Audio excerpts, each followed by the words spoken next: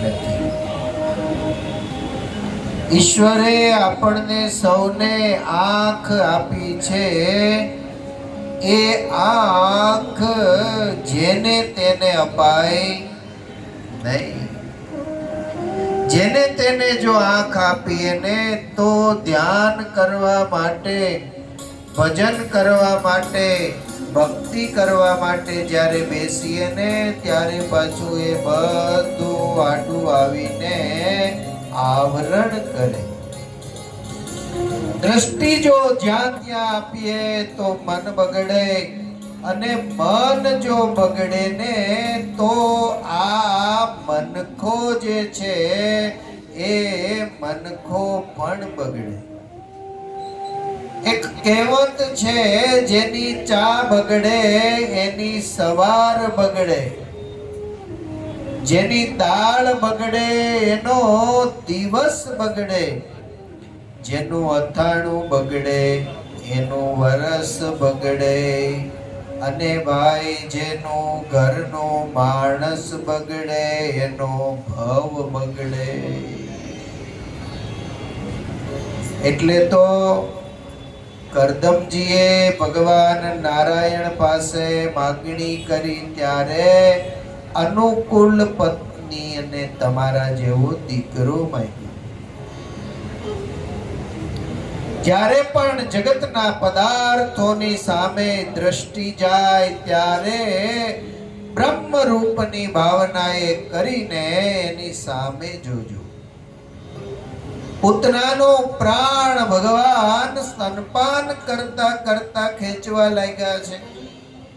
પૂતના વ્યાકુળ બની છે. સામુચ્ચ મુંચાલ મિતિ પ્રભાષિણી. લાલા છોડ, લાલા છોડ, લાલા છોડ એવો અવાજ પૂતનાએ કર્યો છે.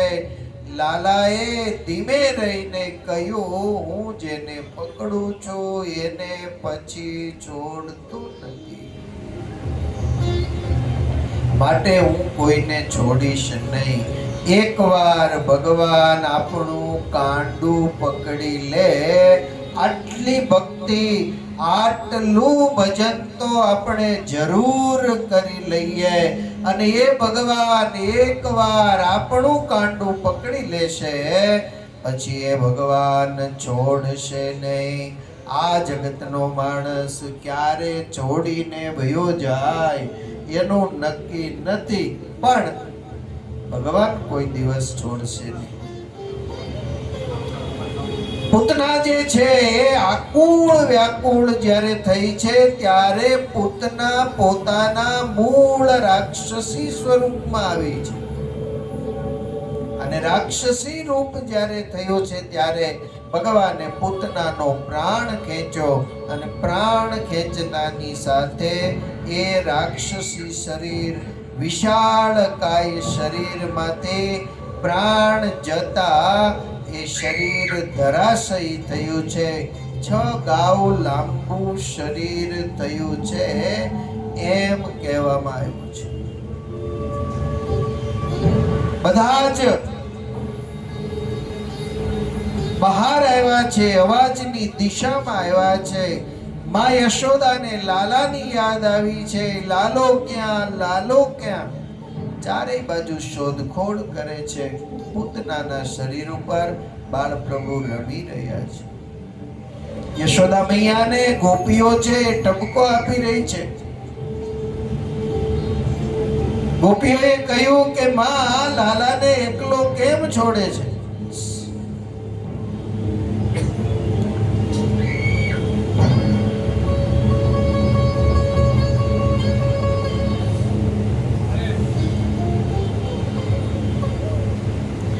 માં લાલાને એકલો કેમ છોડે છે?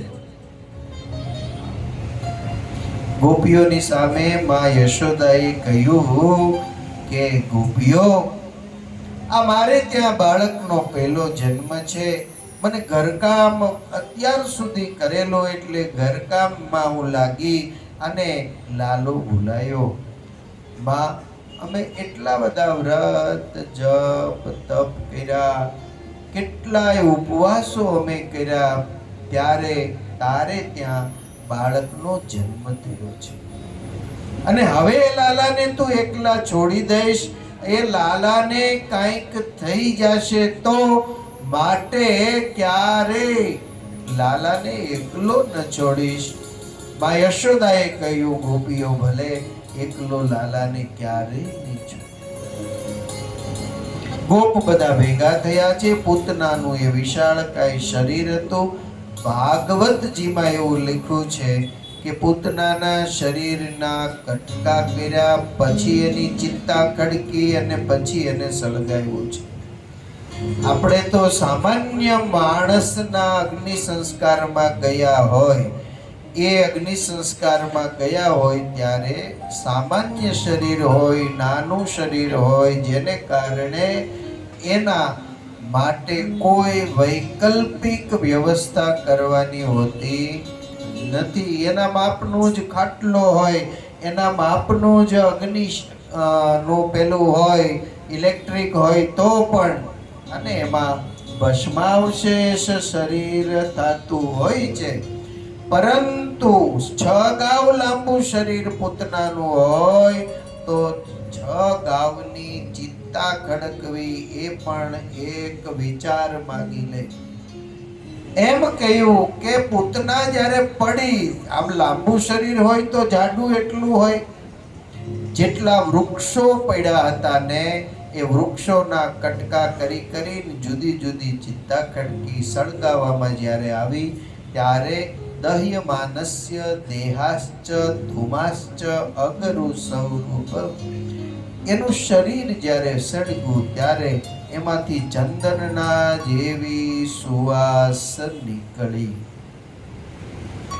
ભાગવતજીમાં વ્યાસ નારાયણે એવું ન લખ્યું કે ચંદનની સુવાસ નીકળી તો એ કેમ નીકળી, એનું કારણ શું? માણસનું શરીર સળગે તો કોઈ દિવસ એમાંથી ચંદનની સુવાસ નીકળે. તો આ પૂતના તો રાક્ષસી શરીર હતું. ભગવાનનો ભક્ત હોય ને એનો અગ્નિ સંસ્કાર કરવામાં આવે તોય ચંદનની સુવાસ ન નીકળે. તો અહીંયા તો રાક્ષસી શરીર હતું, એને સળગાવ્યું તો પણ એમાંથી ચંદનના જેવી સુવાસ નીકળી.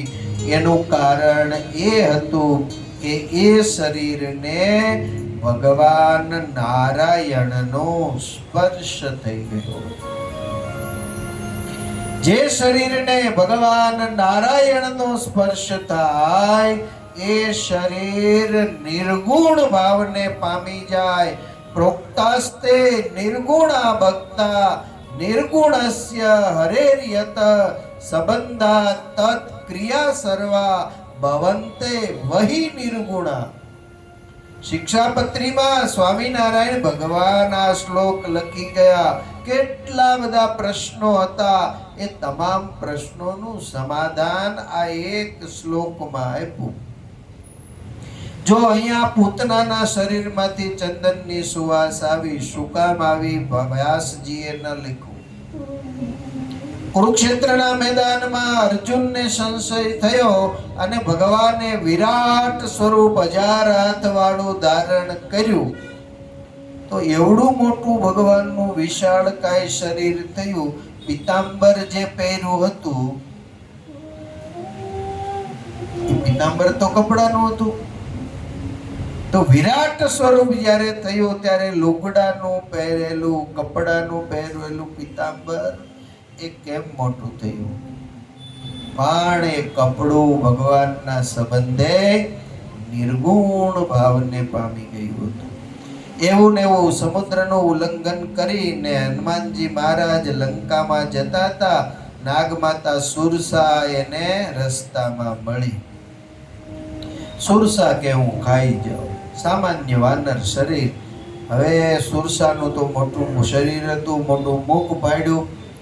હનુમાનજી મહારાજે પોતાનું શરીર 1 યોજન વધાર્યું.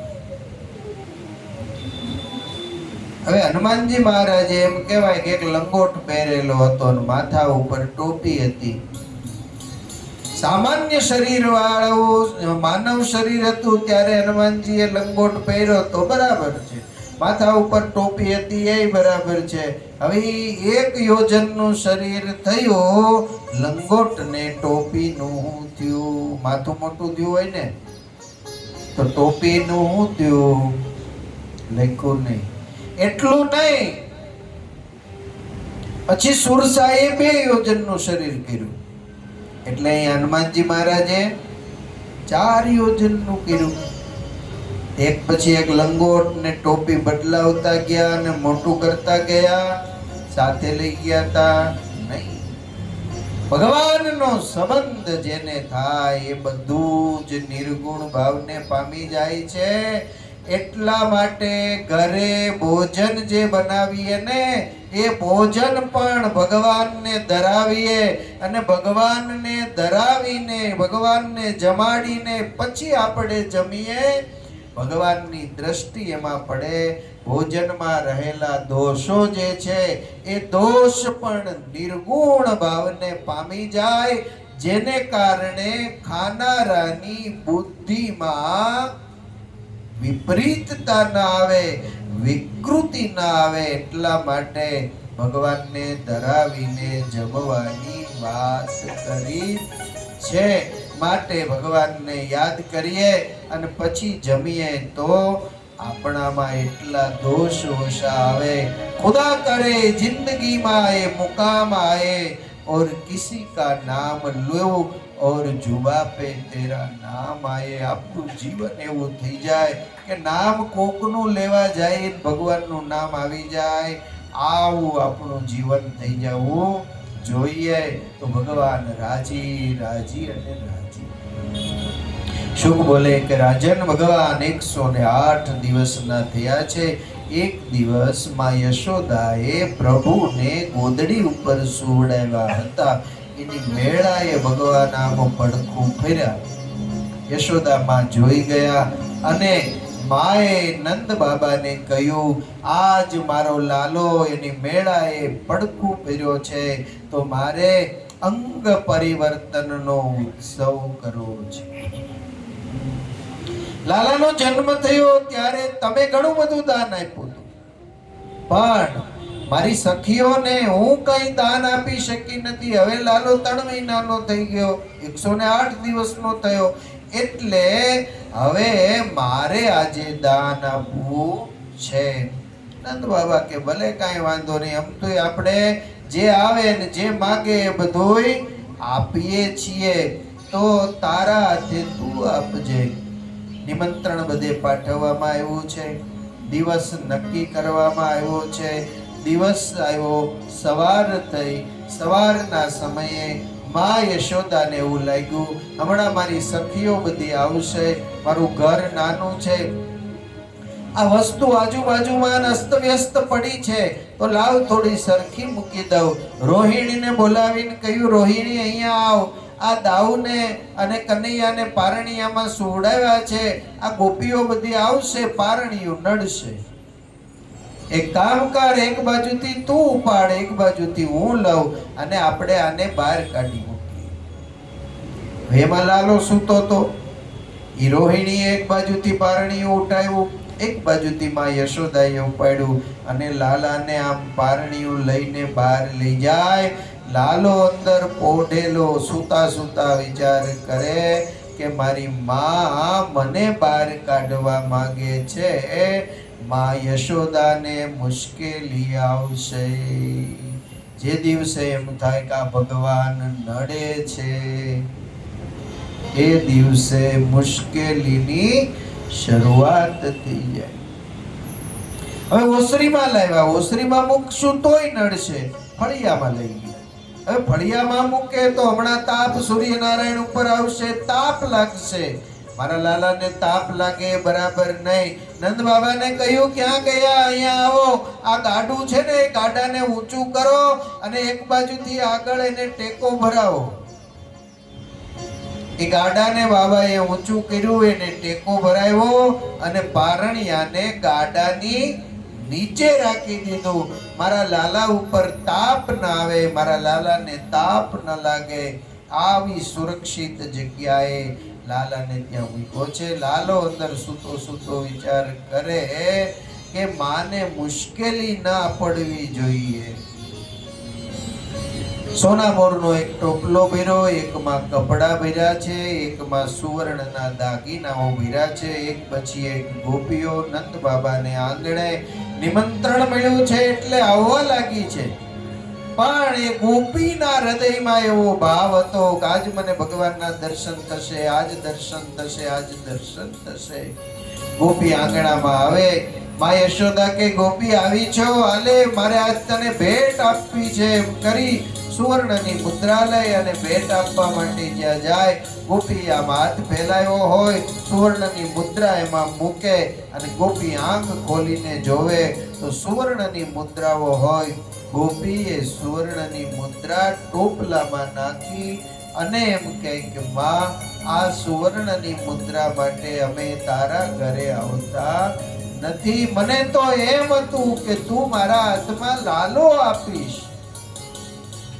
એક બાજુ વહી જાય, બીજીને બોલાવે એને સાડી આપે, એ પણ ફેંકીને વહી જાય છે. કોઈ વસ્તુ લેવા માટે રાજી નથી. ગોપીઓ લાલાને ચારે બાજુ શોધી રહી હતી, પણ પ્રભુ ક્યાં છે એ કોઈને દેખાયો નહીં.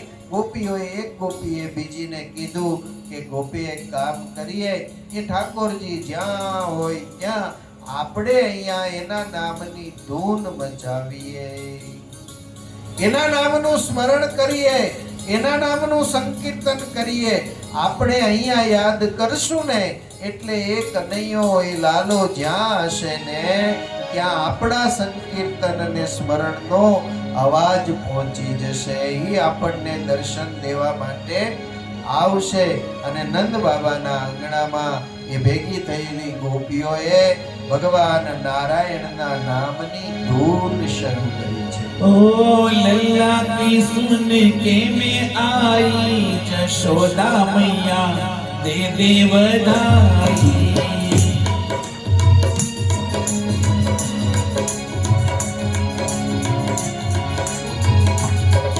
ओ लल्ला की सुन के में आई, यशोदा मैया दे दे बधाई.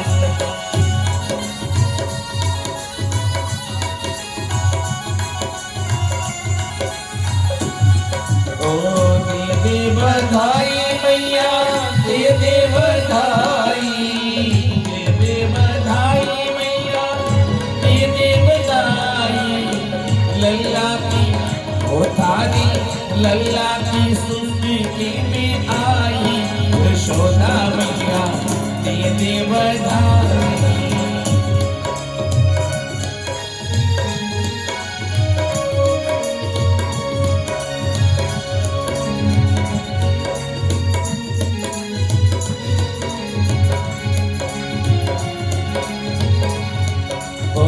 चोली भी दे दे मैया, चुनरी भी दे दे. चोली भी दे दे मैया, चुनरी भी दे दे. लहंगा की ओ हो लहंगा की दे दे बधाई, यशोदा मैया दे दे बधाई. लल्ला की सुन के में आई, यशोदा मैया दे दे बधाई.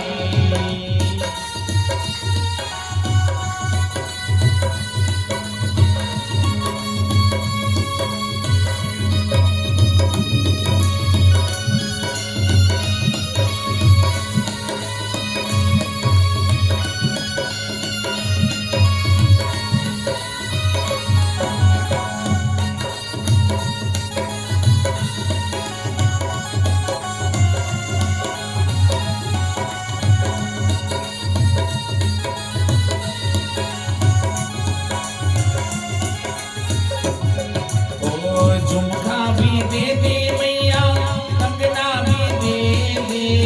झुमका भी दे दे मैया, कंगना भी दे दे. हीरे भी दे दे मैया, मोती भी दे दे.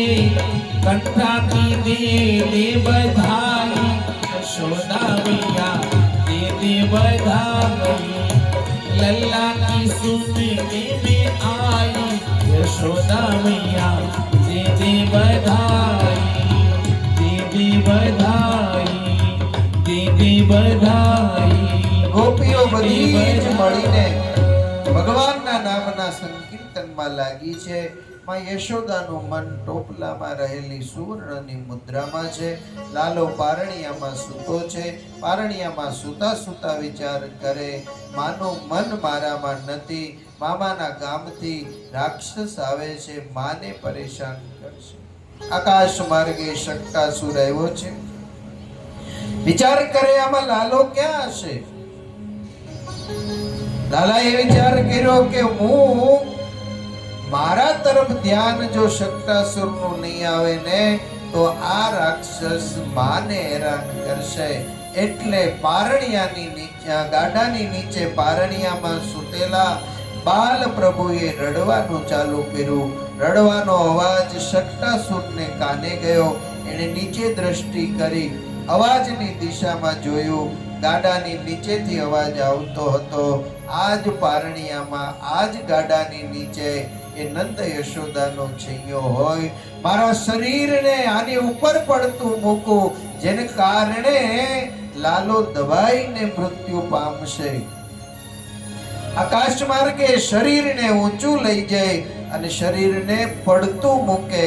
ગાડું અને શરીર બેયની વચ્ચે થોડું અંતર રહ્યું.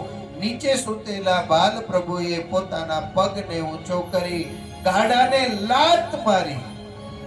ગાડું ઉછળીને આકાશ માર્ગેથી આવતા શક્તાસુરની સાથે અથડાઈ. ગાડાના ટુકડા થઈ ગયા. એક બાજુ શક્તાસુર થયો, પડ્યો અને તરફડીને એનું પ્રાણ પંખેરું ઉડી ગયું. એનું મૃત્યુ થયું છે. ગોપીઓની આંખ ખુલી છે. માં યશોદાએ દોટ કાઢી લાલાને તેડી લીધો. ગોપીઓ બધી માં યશોદાને ઠપકો આપવા લાગી. માં, તું નંદ રાણી છે, તારે ત્યાં 9 લાખ ગાયો છે, નંદ બાબા ગોકુળ ગામના રાજા છે, એટલે અમે તારી ઘરે નથી આવતી. અમે તારી ઘરે આવીએ છીએ. તારી ઘરે આ લાલો છે, એ લાલાના દર્શન કરવા માટે આવીએ છીએ. આ લાલો તારા એકનો નથી, આ લાલો અમારા બધાનો છે, અને એટલા માટે માં અમે તારે ઘરે આવીએ છીએ. સુખદેવજી મહારાજ બોલે કે રાજન, પૂતના અવિદ્યા હતી એનો વધ કર્યો. શક્તાસુર ભોગ બુદ્ધિ હતી એનો પણ વધ કર્યો છે. આ બેયને અહીંયા મોકલા. કોઈ સમાચાર આપવા કંસને ન ગયા ત્યારે ત્રીજા તૃણાવર્તને મોકલ્યો છે. તૃણાવર્ત લોભનું સ્વરૂપ હતું. એ લોભનું સ્વરૂપ તૃણાવર્તને ભગવાન બાલકૃષ્ણલાલ બહાર લઈ ગયા છે. અને બહાર લઈ જઈને તૃણાવર્તને ગોકુળની બહાર માર્યો છે. બાલકૃષ્ણલાલના મનમાં એમ હતું કે તૃણાવર્ત લોભી છે, લોભનું સ્વરૂપ છે. અહીંયા મરે તો એના બેક્ટેરિયા અહીંયા રહી જાય, મારા ગોકુળની પ્રજા લોભી થઈ જાય. આપણે તૃણાવર્તનો વધ સ્ટેશન બાજુ લઈ જઈને કરશું. અહીંયા તમને કોઈને લોભ ન લાગે. લોભ નથી ને તો વાંધો નહીં. લોભ કરતા જ નહીં ક્યારે. જેટલું ઉદાર હાથે તમારા હાથે વપરાય એટલું વાપરજો. ભગવાન તમને આપવા માટે બંધાયેલો છે. મારા ગુરુ હમણાં કહેતા હતા કે આપણા ત્યાંના હરિભગત છે ને, દ્રષ્ટાંત તમે આપજો. મારા ભક્તો, મારા એક સદગુરુ સંત અનિરુદ્ધ ચરણદાસજી સ્વામી થઈ ગયા. એ અનિરુદ્ધ ચરણદાસજી સ્વામીના શિષ્ય હતા માધવ પ્રિયદાસજી સ્વામી. ભજન, ભક્તિ, તપ બધું જ બહુ, પણ દુર્વાસાનો અવતાર. કોઈનું ખોટું સહન ના કરે. હા, રાજી થાય તો દીકરા દઈ દે, આવા રાજી, પણ ખોટું કોઈનું ક્યારેય સહન કરે નહીં. આ સદગુરુ સંતના એક શિષ્ય પોરબંદરમાં રહે. એમને ત્યાં રહીને એને જન્મંગલના 11,000 પાઠ કરી અને પુણ્ય એને આપ્યું હતું. એ હાથ જોડીને એક દિવસ આ સત્સંગીએ એમ કહ્યું કે સ્વામી, મારા માટે કંઈ આજ્ઞા હોય તો કયો. સ્વામી એમ કીધું કે તારે સુખી થવું છે? આ સ્વામી, આ જગતમાં સુખી થવાની ઈચ્છા તો કોને ન હોય ભાઈ? હોય ને બધાને. સ્વામી કે સુખી થવું હોય ને તો રાધા રમણ દેવનો 10મો ચોખ્ખો ભાગ કાઢજે.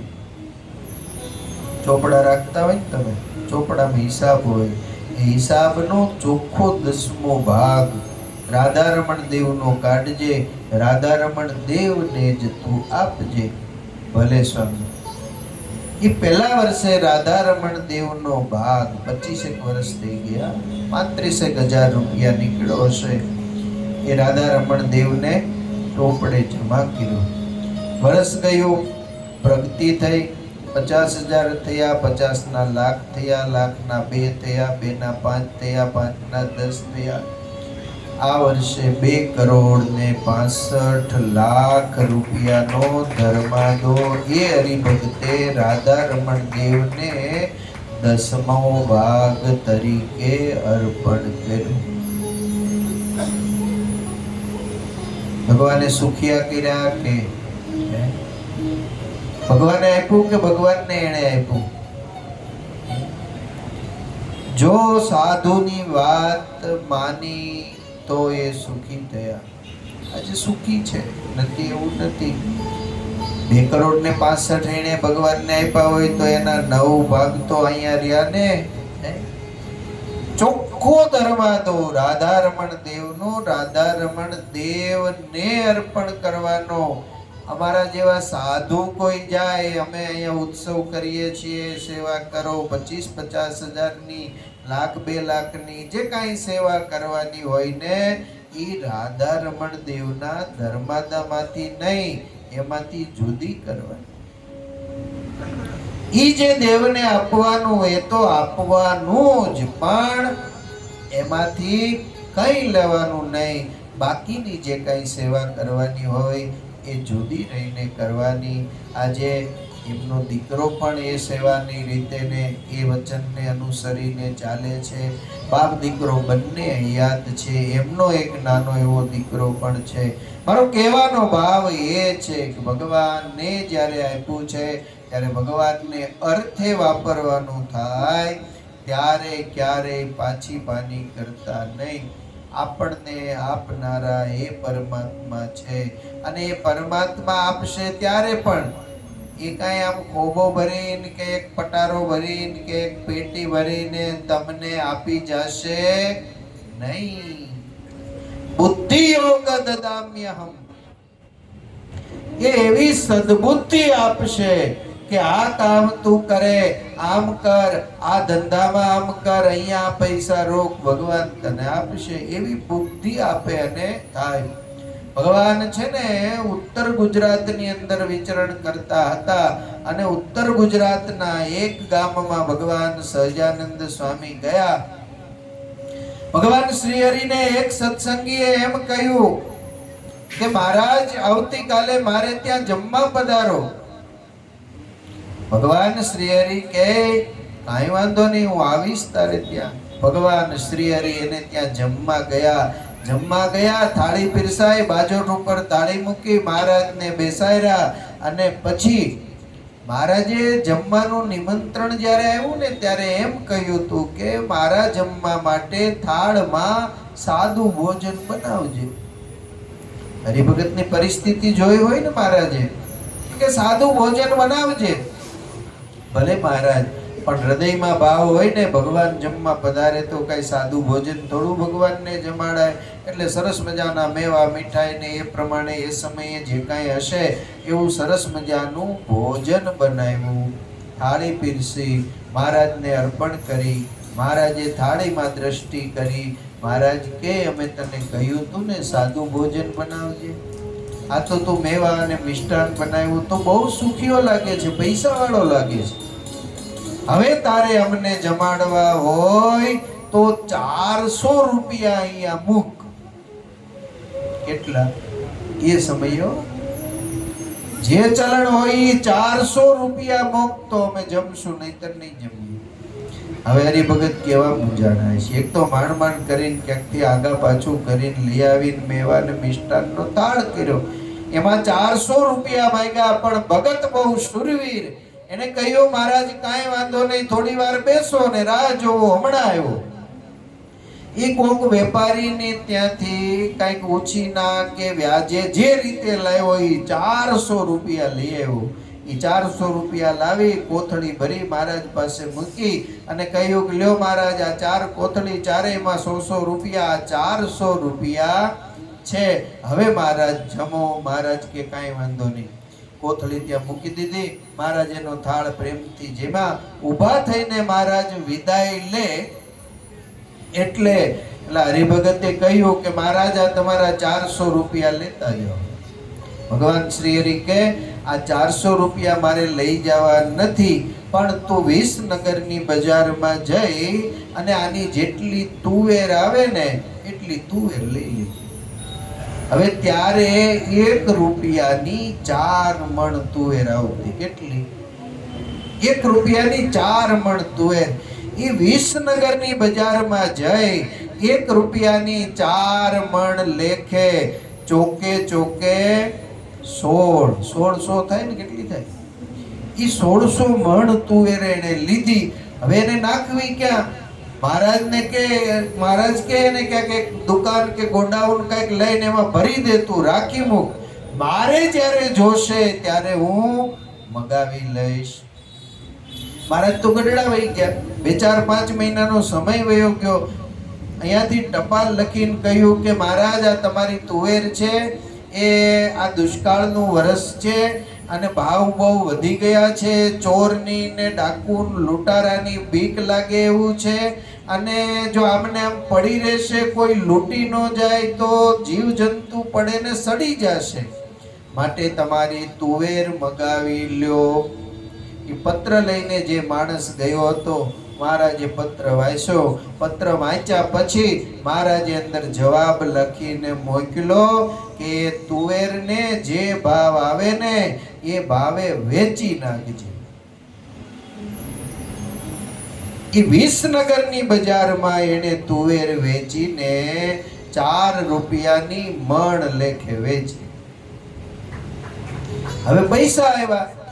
વળી પાછો મહારાજને પત્ર લખો કે મહારાજ આ પૈસા તમારા લઈ જવા. તો ઉપાધિ કરાવે. મહારાજ કે પૈસા મારે લઈ જવા નથી, તારી પાસે નહોતું અને તે મને પ્રેમથી જમાડ્યું ને, મારો રાજીપો છે. આ પૈસા તું તારે જ્યાં વાપરવા હોય ત્યાં વાપરજે, તને વ્યવહારે સુખી કરવા માટે હું બંધાયેલું છું. વાલા ભક્તો, આ ભગવાન આવા દયાળુ છે, આવા દયાળુ છે. એ પરમાત્માનો આશ્રય આપણને મળ્યો છે. એ પરમાત્માનું ભજન આપણે કરીએ છીએ. આપણામાં ક્યારેય કોઈ જાતનો લોભ ના આવે એવી ભગવાન શ્રી હરિના ચરણ કમળમાં પ્રાર્થના રોજ કરજો. સુખદેવજી મહારાજ કહે છે કે રાજન, સમય પછી સમય જાય છે. તૃણાવર્તને આકાશ માર્ગે માર્યો છે, લોભની વૃત્તિ છે, મારા નગરમાં ન આવે એટલા માટે શિવજી કૈલાસના શિખર ઉપર આંખો બંધ કરી અને ભગવાનના સ્વરૂપનું ધ્યાન લગાવીને બેઠા હોય. જ્યારથી ભગવાન બાળકૃષ્ણલાલ બાળકનું રૂપ ધારણ કરી નંદ યશોદાને ત્યાં આવ્યા છે, ત્યારથી કૈલાસના શિખર ઉપર ધ્યાન લગાવીને બેઠેલા શિવજીના ધ્યાનમાં ભગવાનનું રૂપ ક્યારેક આવે ને ન આવે, આવે ને ન આવે. અને જ્યાં ધ્યાન લગાવીને બરાબર જુએ તો જે રૂપ ધ્યાનમાં દેખાતું હતું એ તો બાળક બનીને નંદ યશોદાના આંગણામાં રમી રહ્યું છે. નંદ બાબાને ત્યાં એ બાલ પ્રભુના દર્શન કરવા માટે મારે જવું.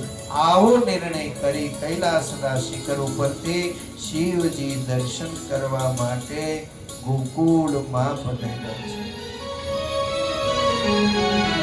માં યશોદા ઓરડામાં લાલાને ગોદમાં લઈને બેઠા હતા. દાસી ઓસરીમાં બેસી છે અને શિવજી ભવતી ભિક્ષામ દેહી કહી અને નંદ બાબાના આંગણામાં આવીને ઉભા રહ્યા.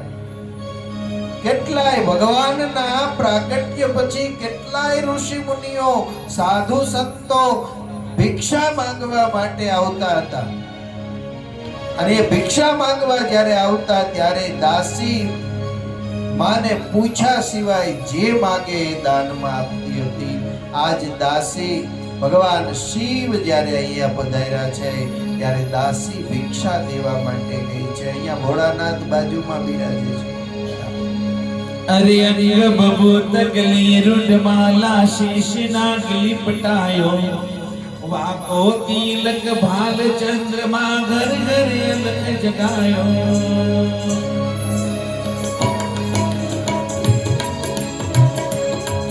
अरे अंग बबूत गली रुडमाला शीश नाग लिपटायो वाको तिलक भाल चंद्रमा घर घर अलग जगायो नगर में जोगी आया अजब है तेरी माया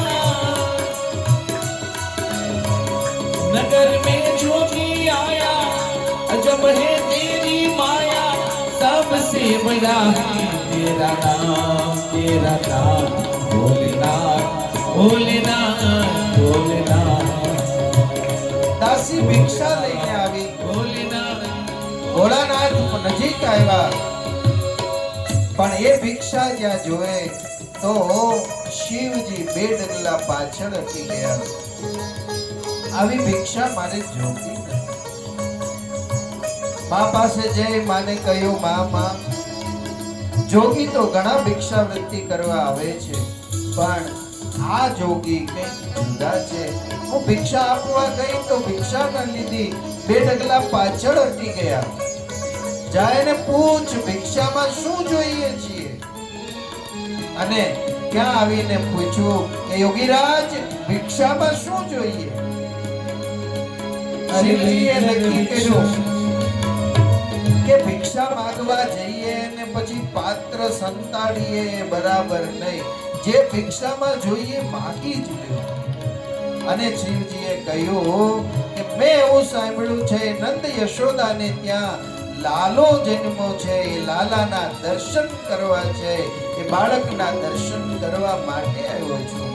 अरे लेकर भिक्षा चली नंद रानी लेकर भिक्षा चली नंद रानी कंचन थाल भरायो लो भिक्षा झुकी जाओ आसन पर मेरो बालक है डरायो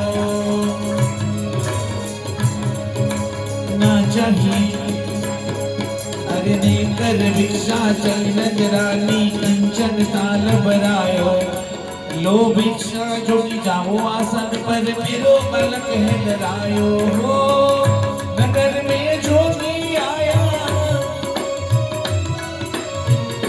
नगर में जोगी आया यशोदा के घर आया हो सबसे बड़ा है तेरा नाम भोलेनाथ भोलेनाथ भोलेनाथ. દાસીએ મા પાસે જઈ માને કહ્યું કે મા, એ જોગી તો એમ કહે છે કે લાલાનું દર્શન કરાવો.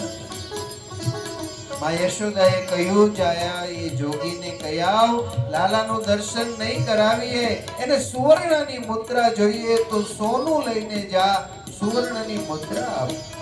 અને દાસી એક ટોપલામાં સુવર્ણની મુદ્રા લઈ અને શિવજીને આપવા માટે ગયે. લ્યો જોગીરાજ, આ સુવર્ણની મુદ્રા તમને આપીએ. ત્યારે શિવજીએ કહ્યું કે દાસી, આ સુવર્ણની મુદ્રાને હું શું કરું? હિમાલય જે છે એ હિમાલય મારો સસરો છે, જેને પર્વતની સોનાની ખાણ માનવામાં આવે છે અને જેની આખા જગતનું જે કઈ જવેરાત છે એનો માલિક હોય તો એ કુબેર ભંડારી છે. એ કુબેર મારો મિત્ર છે. કોઈ પણ કાર્યમાં અગ્ર પૂજા થાય એ ગણેશ મારો દીકરો છે. મારે આવું કઈ જોતું નથી, લાલાના દર્શન કરવા છે. ना चाहिए तेरी दौलत दुनिया ना ये कंचन माया अपने लाल का दर्श करा दे मैं दर्शन को आया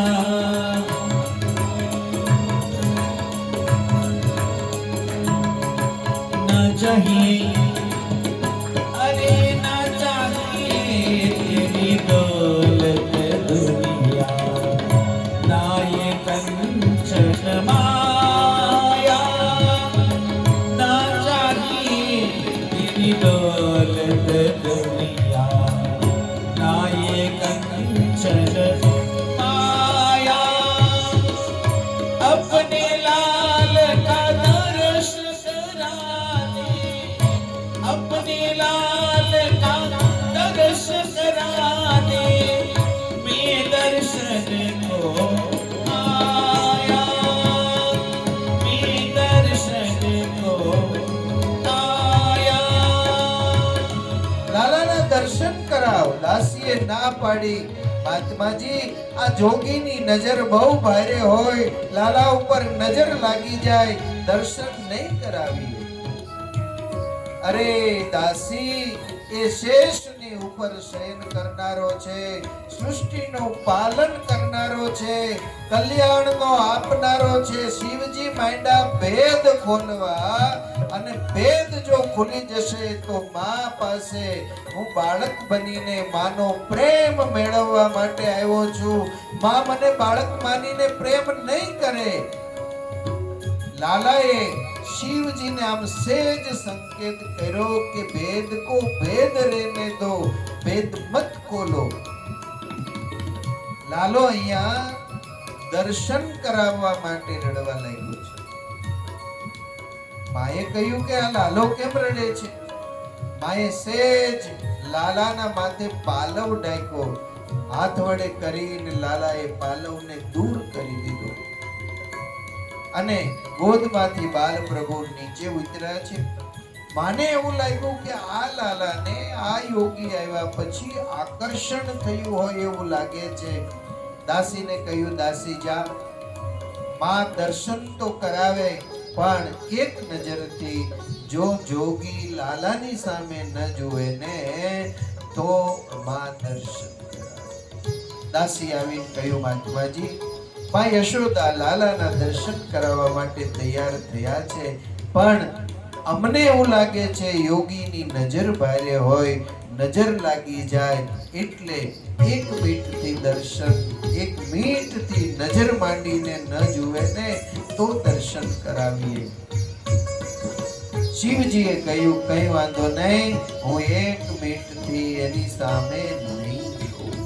આજે પણ વૈષ્ણવ ભાવ છે કે લાલાને કોઈની નજર ન લાગે એટલે 10-10 મિનિટે, 15-15 મિનિટે ગોકુળ ને મથુરામાં ટેરો આવે છે. અહીંયા હવેલીમાં ટેરો આવતો હશે. આ વૈષ્ણવ ભાવ છે. પછી એનું અર્થઘટન કરીને એનો આશ્રય લઈને બીજું ઘણું બધું થાય, પણ એમાં આપણે કઈ પડવું નથી. પણ વૈષ્ણવ ભાવ છે કે મારા લાલાને કોઈની નજર ન લાગે. શિવજી મનોમન કે નજર મારી બારે નથી, નજર તો તારા લાલાની બારે છે. એની નજર જેની જેની ઉપર પડી ગઈ એ પછી સંસારના કામનો ન રહ્યો. એની નજર નરસિંહ મહેતા ઉપર પડી, એની નજર જીવુબા ઉપર પડી, એની નજર લાડુબા ઉપર પડી, એની નજર દાદા ખાચર ઉપર પડી, એની નજર મીરાબાઈ ઉપર પડી. મીરાને મનાવી અને રાણો થાકી, પણ મીરા એકની બે ન થઈ. આ તારા લાલાની નજર ભારે છે, એની નજર જેના જેના ઉપર પડીને એ કોઈ સંસારના કામમાં રહ્યો નથી. પછી એ ભજ ગોવિંદ ગોવિંદ ગોપાલા કરવા માટે લાગી ગયો છે. માં યશોદા લાલાને શ્રૃંગાર કરી બહાર લાવ્યા છે. શિવજી બેઠા છે.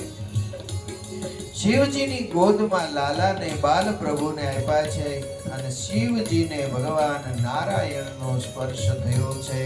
અતિ અતિ આનંદ થયો છે. હૃદયની સાથે લગાવ્યા છે. હાથ જાલીને પોતાના મસ્તક ઉપર મૂકે છે. હાથ પોતાના ગાલે સ્પર્શ કરાવે છે. હાથ પોતાના હૃદયે સ્પર્શ કરાવે છે. માં યશોદાને એમ લાગ્યું કે હું પૂછી તો જો આ લાલાનું ભવિષ્ય કેવું છે. શિવજીને પૂછ્યું છે કે જોગીરાજ, બીજું બધું તો ઠીક, માત્મા આવે તો એને જોશ જોતા આવડતું હોય, તમને કઈ જોશ આવડે છે? હા, જોશ જોતા આવડે છે. બીજાને તો એક કાળનું આવડતું હશે, મને તો ભૂતકાળ, ભવિષ્યકાળ, વર્તમાન કાળ, ત્રણેય કાળનો જોશ જોતા આવડે છે. તો મારા લાલાના જોશ જોઈ આપો ને. લાલાના કપાળની સામે જોઈ, બાલ પ્રદેશની સામે જોઈ અને શિવજીએ કહ્યું કે ઓ આ તારા લાલાનું પ્રારબ્ધની તો શું વાત કરું. હજારો મનુષ્યો એના નામનું ભજન કરશે, સંકીર્તન કરશે, ભજ ગોવિંદ ગોવિંદ ગોપાલા કરશે, રાધે કૃષ્ણના નામનો જાપ કરશે. આવું તારા લાલાનું ભવિષ્ય છે. અને શું વાત કરું, એના યોગમાં જે આવશે એને ગોલોકની પ્રાપ્તિ કરાવશે, એને પોતાના લોકની પ્રાપ્તિ કરાવશે. આવું એનું જો બાલ પ્રદેશમાં તે જ જગારા મારી રહ્યું છે એ કહે છે.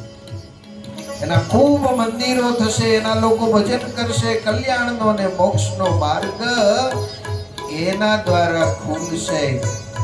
આ બધું જ સાનુકૂળ છે. એ બધી વાત તો બરાબર, પણ એના લગ્નનું કેમ છે? બહેનોને છે ને દીકરાનો જન્મ થાય પછી બીજું કાંઈ ખબર ન હોય, અથવા તો બીજું કાંઈ ન પૂછે, વહુ કેવી આવશે ને એ પૂછે. એને પૂછ્યું કે મારા દીકરાના હાથમાં લગ્નની રેખા કેવી છે? અને શિવજીએ લગ્નનું બતાવતા એમ કહ્યું કે આ તમારા દીકરાના હાથમાં લગ્નની જે રેખા છે દિવ્ય અને અજોડ રેખા છે. એક નહીં અનેક પત્નીઓનો પતિ થશે. એમ અનેક પત્નીનો જો પતિ થાય તો હું એનું લગ્ન કરાવું તો એ લગ્ન કરશે ને. માં, તારું કરાવેલું લગ્ન એને મંજૂર નહીં હોય, એની મેળે ગોતી આવશે. તું ક્યાંક નક્કી કરી આવીશ, એ મંજૂર નહીં હોય, એની મેળે ગોતી આવશે. હવે ભગવાન વિચાર કરે કે શિવજી જો આંકડો આપી દેશે કે 16,108 રાણીઓનો પતિ થશે, એમાં 10-10 દીકરા ને એક દીકરીઓ, 1,60,000 દીકરા થશે. આ જો સાંભળશે તો માનું આઠેલ થઈ જશે. એટલે બાલ પ્રભુ શિવજીની ગોદમાં હતા ને ત્યાં રડવા લાગ્યા છે. શિવજીની ગોદમાં બાલ પ્રભુ રેડા છે. માં યશોદા ઉભા થયા છે, લાલાને લઈ ઓરડામાં ચાલ્યા ગયા છે.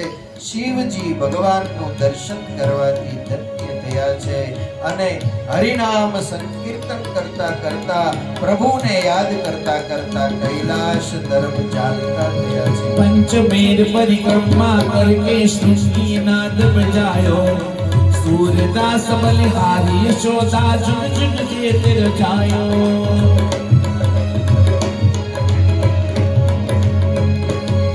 अरे पंचमेर परिक्रमा करके सृष्टि नाद बजायो, सूरदास बलिहारी यशोदा जुग जुग जेते रचायो. नगर में जोगी अजब है तेरी माया,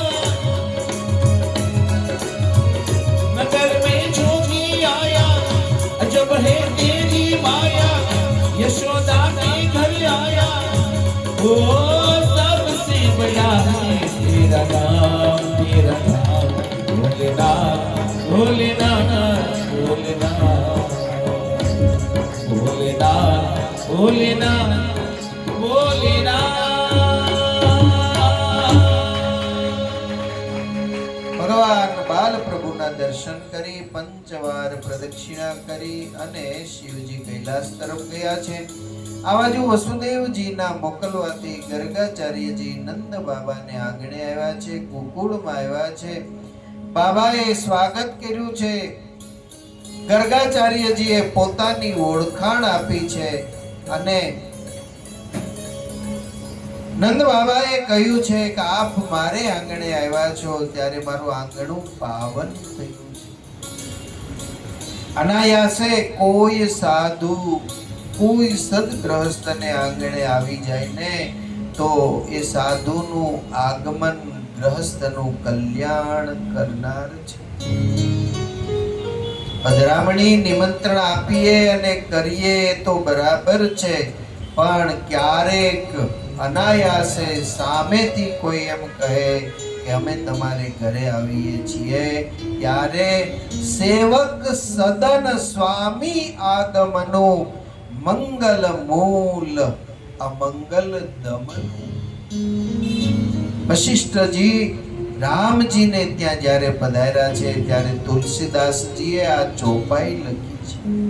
પ્રભુતા તજી પ્રભુ કિન્ન સ્નેહુ ભયેવું પુનીત આજુયહુ કેવું. હે પ્રભુ, તમે તમારી પ્રભુતાએ છોડી અને મારે આંગણે પધાર્યા છો ત્યારે આજ મારું આંગણું પાવન થયું છે.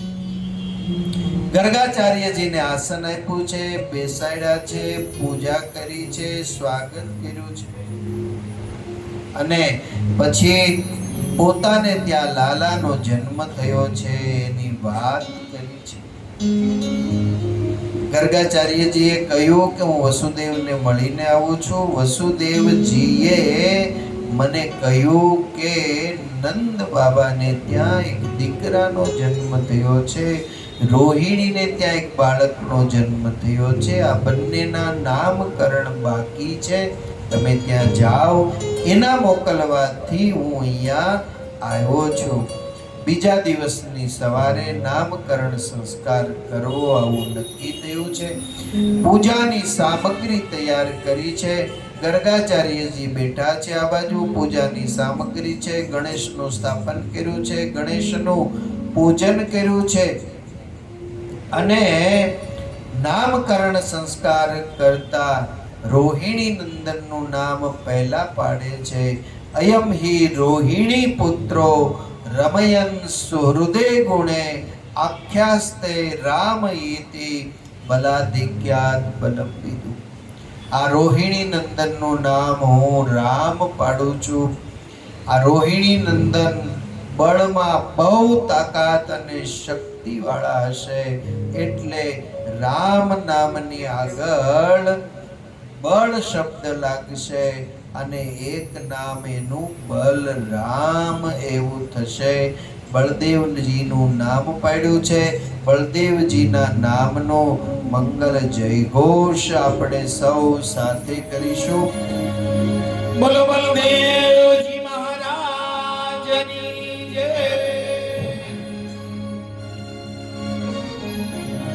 બલરામનું નામ પાડ્યા પછી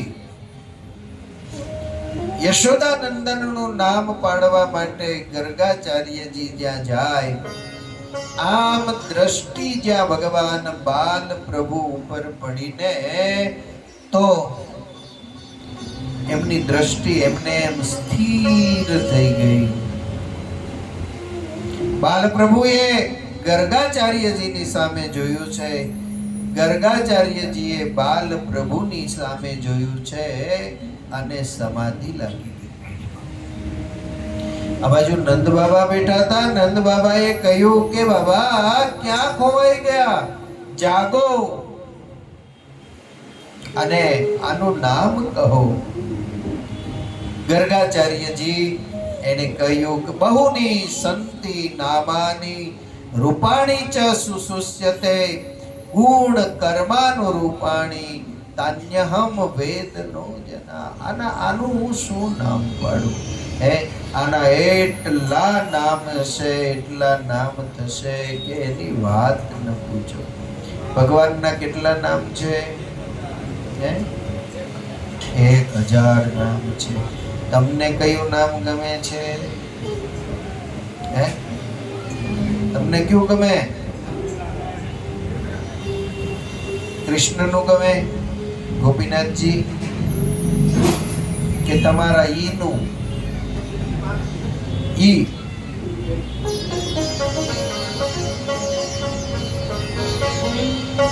બધાને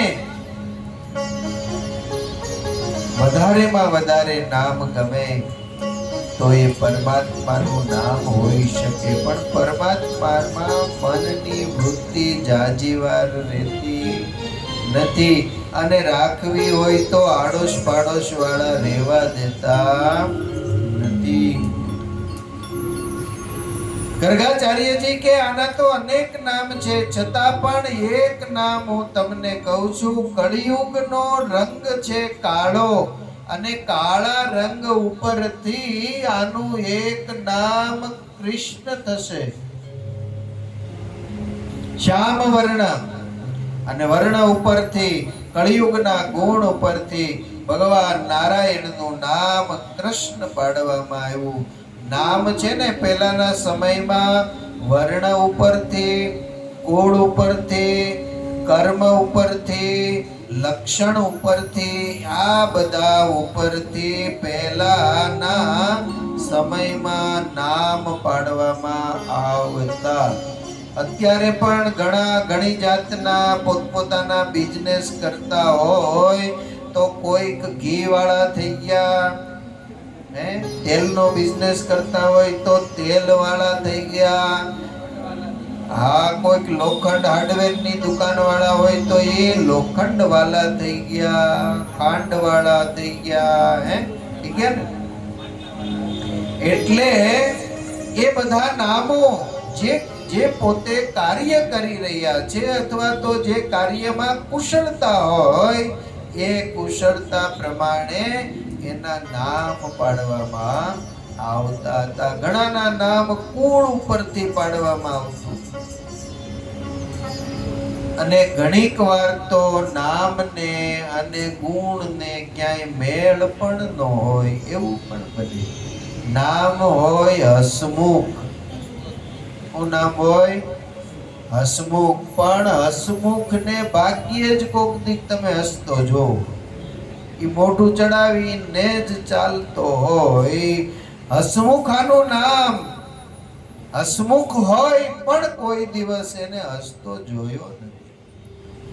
ઘણાના ઘરનાનું નામ શાંતિ હોય, પણ એ શાંતિ આગી રે ત્યાં સુધી જ શાંતિ વર્તે, નજીક આવે અશાંતિનો પાર. ભગવાન બોર ખાઈને બોરડીના વૃક્ષ નીચે રહ્યા ને તો વ્યાસજીનું નામ બાદરાયણ પડ્યું. વ્યાસ નારાયણ ક્યાં રહ્યા? બદ્રિકાશ્રમમાં. બદ્રિકાશ્રમમાં સરસ મજાનું બોરડીનું વૃક્ષ હતું. બદ્રિકાશ્રમનું વર્ણન સત્સંગી જીવનમાં આવે. સભા જ્યારે થઈ ને નરનારાયણ ઋષિની, ત્યારે બોરડીના વૃક્ષ નીચે સભા થઈ હતી. એ બોરડીમાં એવડા મોટા બોર આવતા હતા, એવડા મોટા બોર આવતા હતા. તમે સત્સંગી જીવન વાંચજો, એમાં લખ્યું છે ઋષિ મુનિઓને જંગલમાં બરફમાં બીજું ખાય શું, બીજું કઈ થાય નહીં, એટલે એ બોરડીમાં ઠળિયા વગરના રસવાળા મોટા મોટા તરબૂચ જેવડા બોર આવતા હતા. એ બોર ખાઈને એ ઋષિ મુનિઓ ત્યાં રહીને તપશ્ચર્યાઓ કરતા હતા. બાલોકમાં બોરડીની વૃક્ષ નીચે રહીને બોર ખાઈને રહ્યા, એટલે વ્યાસનું નામ બાદરાયણ પડ્યું. કોઈ ઘી વાળા થયા, કોઈ ખાંડ વાળા થયા, વીમાનું કરતા હોય તો વીમા વાળા થયા, કોઈ લાકડાનો વેપાર કરે તો લાકડા વાળા થયા. રઘુવંશમાં જન્મ થયો ભગવાન રામજીનો, તો રઘુવંશના નામ ઉપરથી ભગવાનનું નામ રાઘવ પડ્યું. દેવક મહારાજને ત્યાં દીકરી તરીકે જન્મા, તો એ દેવક મહારાજના નામ ઉપરથી એમની દીકરીનું નામ દેવકી પડ્યું. ભગવાન શ્રી કૃષ્ણ નારાયણ વાસુદેવ ના પુત્ર થયા, તો એ ભગવાનનું નામ વસુદેવના પુત્ર થયા, તો ભગવાનનું નામ વાસુદેવ પડ્યું છે. કોઈ તને રામ કહે, કોઈ તને શ્યામ કહે, કોઈ કહે નંદનો કિશોર, क्या नाम लखवी कंकोतरी, हरि तारा 6000 नाम, क्या नाम लखवी कंकोतरी। भक्त जनोना कामज करिया, भक्त जनोना कामज करिया, रूप धरा वाले अनेक, क्या नाम लखवी कंकोतरी। जूनागढ़ धामे तो राधा रमण देव छो, जूनागढ़ धामे तो राधा रमण देव छो। वड़ताल में हरि कृष्ण महाराज, क्या नाम लखवी कंकोतरी। ताली पीता पीता पड़े सब खुली पाड़ो। हरि तारा 6000 नाम, क्या नाम लखवी कंकोतरी। रोज रोज बदले मौका, क्या नाम लखवी कंकोतरी।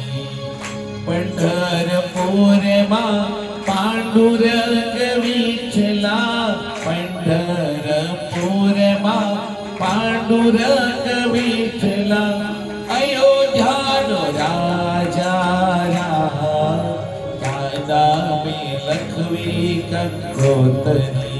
हरि तारा 6000 नाम, क्या नाम लखवी कंकोतरी। क्या नाम लखवी कंकोतरी। આંખ બંધ કરો ને તમારા હૃદયમાં જે નામ સ્ફુરે એ નામનું સ્મરણ કરો, ભગવાન તમારી સામે હાજર થાય। રોજ મુકામ ભલે ભગવાન બદલતા હોય, ભગવાન દિલ્હી બોમ્બે એને જ્યાં જાવું ત્યાં ભલે જતા હોય, પણ આપણે તો જ્યાં ઊભા રહીએ અને યાદ કરીએ એ જ મુકામ મારા ઠાકોરજીનું હોય। ત્યાં તમે ભાવથી આર્તનાદથી યાદ કરો એટલે ભગવાન ત્યાં આવીને એ સ્થાનમાં આવીને દર્શન આપવા માટે બંધાયેલા છે। ઇતિહાસમાં ઘણા બધા દાખલાઓ છે। ભગવાનનું નામ કૃષ્ણ પાડ્યું છે। આમ તો જે નામથી પોકારીએ એ નામથી ભગવાન હાજર થાય છે। નામકરણ સંસ્કાર થયા છે। ગર્ગાચાર્ય રજા માંગે છે। નંદ બાબાએ કહ્યું કે ગુરુદેવ તમે આટલું સરસ અમારા બાળકોના નામ પાડી આપ્યા, ભોજન કરાવ્યા સિવાય નહીં જવા દઈએ। ગર્ગાચાર્ય કે હું સ્વયં પાકી બ્રાહ્મણ છું, મારી જાતે રસોઈ કરી અને બનાવીને પછી જમીશ। ભલે બાપજી તમે જાતે બનાવો, હું સીધું તૈયાર કરી આપું। યશોદા મૈયાએ સીધું સામગ્રી તૈયાર કરી આપી। ગર્ગાચાર્યજી ઠાકોરજીને માટે રસોઈ બનાવી રહ્યા છે। રસોઈ બનાવવાની શરૂઆત કરી। પૂરી માટે લોટ બાંધતા હતા, લોટમાં પાણી નાખ્યું અને ભગવાનને પોતાના હૃદયમાં પધરાવી ભગવાનના નામના સ્મરણ સાથે લોટ બાંધ્યો। ખીર બનાવી, પૂરી બનાવી। ખીર ને પૂરી તૈયાર થયા। ખીર ઠારીને કટોરામાં ભરીને ભગવાનને બાળ પ્રભુ જે હતા એને ગર્ગાચાર્યજીએ બાજોટ ઉપર પધરાવીને ધરાવી। બાજુમાં ગર્ગાચાર્ય બેસી અને કે હે વૈકુંઠના નારાયણ જમવા આવ, તારા માટે સરસ મજાની ખીર બનાવી છે, તારા માટે સરસ મજાની પૂરી બનાવી છે, તારા માટે સરસ મજાનું મેથીનું અથાણું ધરાવ્યું છે। હે ઠાકોર જમવા આવ, જમવા આવ। માં યશોદાએ નામકરણ સંસ્કાર કર્યા પછી લાલાને પારણિયામાં સુવડાવ્યો હતો। લાલો પારણિયામાં સુતા સુતા વિચાર કરે, ગુરુ બોલાવે છે તો મારે જાવું જોઈએ। કોઈ મને ભોજન તૈયાર કરીને પ્રેમથી જમવા બોલાવે તો મારે અવશ્ય જાવું જોઈએ। ધીમે રહી પારણિયામાંથી લાલો નીચે ઉતરો। ઘૂંટણિયા પર ચાલતા ચાલતા ગર્ગાચાર્યજીએ ઠાકોરજીને ખીર જ્યાં બાજોટ ઉપર ધરાવેલી છે ત્યાં જઈ, ગર્ગાચાર્યની આંખો બંધ છે, એ તો ઠાકોર જમવા આવ એમ કહે છે. અહીંયા બાલ પ્રભુના નાના નાના હાથ કટોરો હાથમાં લઈ ખીરનો કટોરો માંડ્યો મોઢે, અને એ ખીર ઉતાવળથી પીવા જાય, બે બાજુથી ખીર નીચે પડતી જાય, અને ભાવથી ખીર ભગવાન બાલકૃષ્ણલાલ આરોગી રહ્યા છે. એ ધ્યાન કરતા કરતા, માનસી કરતા કરતા, ભગવાનને બોલાવતા બોલાવતા ગર્ગાચાર્યની આંખ ઉગડી, અને જે ખીરનો કટોરો હતો એ નંદ યશોદાના લાલાએ મોઢે માંડેલો જોયો, અને ગર્ગાચાર્યજીએ કહ્યું, યશોદા દોડજે, આ વૈશ્ય બાળકે મારું ભોજન બનાવ્યું. દોડતા દોડતા માં યશોદા આવ્યા, લાલાને તેડી લીધો, ખીરનો કટોરો એક બાજુ મૂકી દીધો, લાલાને ધમકાવવા માંડ્યા, લાલા તું પારણિયાથી નીચે કેમ ઉતરો, હજી હાલવા શીખ્યો નથી ને અહીંયા ચાલતા ચાલતા કેમ પહોંચી ગયો, કેમ અહીંયા આવ્યો, હવે ખબરદાર છે અહીંયા આવ્યો તો માર્યા વગર નહીં મૂકું. લાલો ડોયલો નથી હજી ક્યારેય, લાલો બોલી માને કે કેમ કે ગુરુ ક્યારના કે છે નારાયણ આવ, નારાયણ આવ, નારાયણ આવ. પણ બાલ પ્રભુએ વિચાર કર્યો, માં આટલો બધો ઠપકો આપે છે, આજ પહેલી વાર બાલ પ્રભુ બોલ્યા અને એમ કહ્યું કે માં આ ગુરુ ક્યારના કહેતા હતા, હે ઠાકોર, હે વૈકુંઠના નારાયણ જમવા આવ, વૈકુંઠના નારાયણ જમવા આવ, એટલે આવ્યો. ગર્ગાચાર્ય કે હું તને ક્યાં બોલાવતો તો, હું તો વૈકુંઠના નારાયણને બોલાવતો તો. માં વૈકુંઠનો નારાયણ હું છું. અરે લાલા એવું ના બોલાય, વૈકુંઠના નારાયણને 4 હાથ હોય. માં જેલમાં જન્મો ને 4 હાથ વાળો ચતુર્ભુજ સ્વરૂપે જ જન્મો હતો. આ તો તારા સુખને માટે આ દ્વિભુજ બાળક બનીને આવ્યો છું, અને તું જો કહેતી હોય ને હજી 4 હાથ વાળો થઈ જાય. માં યશોદાએ કહ્યું કે નાનાલા 4 હાથ વાળો થઈશ, અને જો તું મોટો થઈશ તો તારા માટે 4 હાથ વાળી કન્યા ક્યાં શોધવા જાઓ. માટે મારો દ્વિભુજ નારાયણ બરાબર છે. ગર્ગાચાર્યજીને બાલકૃષ્ણલાલે આજે ચતુર્ભુજ સ્વરૂપે દર્શન આપ્યું, અને જેવા ચતુર્ભુજ સ્વરૂપે દર્શન આપ્યા, આંખમાંથી અશ્રુઓની ધાર થઈ ગઈ. લાલાને દંડવત ગર્ગાચાર્યજી મંડ્યા કરવા. કટોરામાં લાલાની એઠી જે ખીર પડી હતી ને, એ એઠી ખીર લઈ અને ગર્ગાચાર્યજી પ્રસાદ તરીકે આરોગવા લાગ્યા છે. પ્રસાદ બસ ભગવાનના સ્વરૂપની સાચી ઓળખાણ થઈ જવી જોઈએ. સાચા સ્વરૂપની ઓળખાણ થઈ જાય ને પછી ભેદ મટી જાય છે, ભેદ મટી જાય છે. ચતુર્ભુજ સ્વરૂપે દર્શન લાલાનું ગર્ગાચાર્યજીને થયું છે. આંખમાંથી આંસુ સુકાતા નથી. માં તારું જીવન ધન્ય છે, બાબા તમે ધન્ય છો. અનંત કોટી બ્રહ્માંડનો આધાર પરમાત્મા તમારે ત્યાં બાળક બનીને આવ્યો છે. આજે વસુદેવના કહેવાથી હું અહીંયા આવ્યો, એ ચતુર્ભુજ નારાયણના દર્શન કરીને હું પણ ધન્યભાગી થયો છું. માં હું પણ ધન્યભાગી થયો છું. નામકરણ સંસ્કાર કરી દર્શન કરી ગર્ગાચાર્ય પોતાના સ્થાન ઉપર ગયા છે. આપણે પણ કથાને વિરામ તરફ લઈ જવી છે. એ પહેલા આવતીકાલે કથામાં રૂકમિણી વિવાહનો કાર્યક્રમ છે. કથા તો ઘણી બધી બાકી છે, પણ તમે આવો બહુ મોડા પાછા જવામાં ઉતાવળ કર્યો. પહેલે દિવસે 9 વાગ્યા તો અહીંયા અમારું બનાવેલું ભોજન પડ્યું રહ્યું, ઘરે બધા વયા ગયા. બોલો, એટલે અમારે તો 8:30 ગમે એમ કરીને પૂરું કર્યા સિવાય છૂટકો નહીં. પણ આવતીકાલે રૂકમિણી વિવાહનો સરસ મજાનો કાર્યક્રમ છે. બંને યજમાનોએ ખૂબ ઉદારતાથી લાભ લીધો છે. ત્યારે આ ઉત્સવને દીપાવવા માટે આપણી હાજરી છે એ અનિવાર્ય હોય. બરાબર 7:30 વાગે જાન અહીંયા આવશે. અહીંયા સરસ મજાનો મંડપ રોપાશે. એમાં આપણા બધાની હાજરી અવશ્ય હોવી જોઈએ. સમયસર આવીને કથા 5 વાગે તો 5 વાગે, 5:30 પહોંચાય તો 5:30, મોડામાં મોડા 6 વાગે આવી કથામાં પોતાનું સ્થાન લઈ લેજો.